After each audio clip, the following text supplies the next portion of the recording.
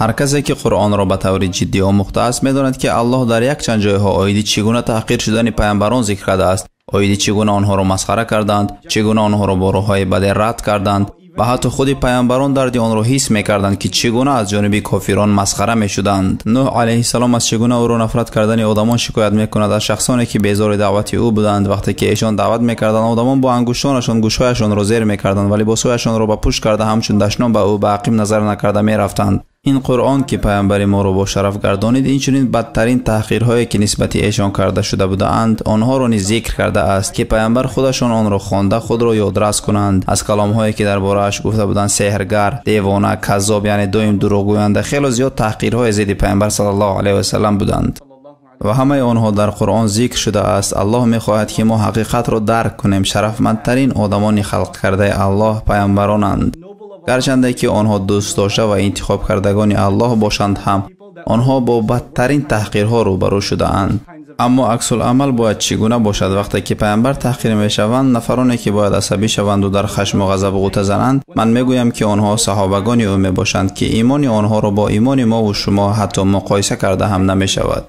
اما برای چه آنها مثل ما واکنش نشان نمیدهند؟ برای چه آنها اعتراض و ناراضگی بیان کرده به گردی همایی نبرآمدند؟ برای چه آنها داد و وای کرده جنجال نکردند؟ برای آنه که قرآن برای آنها نه تنها محبت داشتند به پیامبر بلکه آن محبت را در راه درست استفاده کردند. انا برای این مانند تحقیرها چقدر جواب دادن را میفهمند. این چقدر است که ما نمیدانیم که به پیامبر صلی الله علیه و سلم گفته شده بود واصبر على ما يقولون. به هر چیزی که آنها میگویند صبر کن. من از این آیت در حیرتم چون که من این معنای هر چیزی که نباشد را دارد. غیر از این در زبان عربی شکل مضارع فعل نه تنها در زمان گذشته بلکه زمان حاضر و آینده تا امروز را در بر میگیرد. برای خود پیامبر صلی الله علیه و سلم با صبر باش گفته خطاب کرده شده است. طریقه و راه پیامبر صلی الله علیه و سلم با صبر بودن است.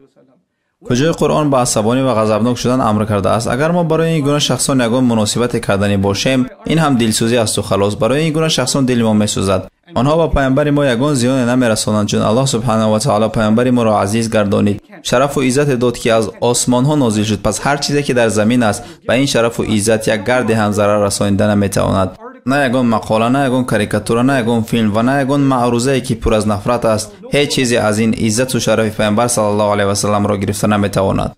مقصد از نشر این گونه فیلم ها رساله دین اسلام را غلط تقریب کردن و حقیر و پس شماریدن دین اسلام یک حرکت بیهوده بیش نیست. اما مناسبتی که ما با هیجان نشان میدهیم در جنجال های بی ثمره که ما همراه میشویم آیا این سبب اسلام را نزد مردم غلط نشان دادن نیست؟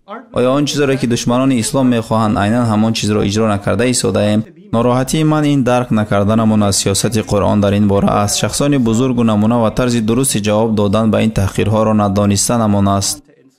ادفع بالتي هي احسن. همیشه به نیکوترین طرز جواب ده. در آخر گفتنیم که بعضی ها میگویند که این در آغاز اسلام و روش دعوت در مرحله مکی بود، اما بعد از آنی که به مدینه هجرت کرده شد، غزوه بدر، احد، احزاب و تبوک که سر شد، دیگر سیاست اسلام بعد از این از صبر کردن عبارت نیست. پس سوره آل عمران را نگارید. در مورد غزوه احد الله چی میگوید؟ ولا تسمعن من الذين اوتوا الكتاب من قبلكم ومن الذين اشركوا اذى كثيرا. و از زبان اهل کتاب و مشرکان آزار فراوان خواهید شنید. این دلیل آشکار از آن است که الله ما را در این روزها برای این گونه حالتها روحاً آماده کرده است و مناسبت ما بر این گونه حالتها چی خیل باشد. الله خود در دام آیه برای ما چی میگوید؟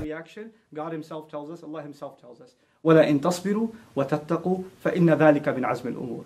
اگر صبر کنید و پرهیزگار باشید این کار است بزرگ. انا همین باید مناسبت مسلمان ها باشد. این نوار خودش 30 نفر و همان بدبختی که آماده کرده است و یا رو رفیقان او دیده است و خلاص. اما ما باشیم هر خیلی سخنها گفته آنها را برای آمد تبلیغ کرده ایستاده ایم.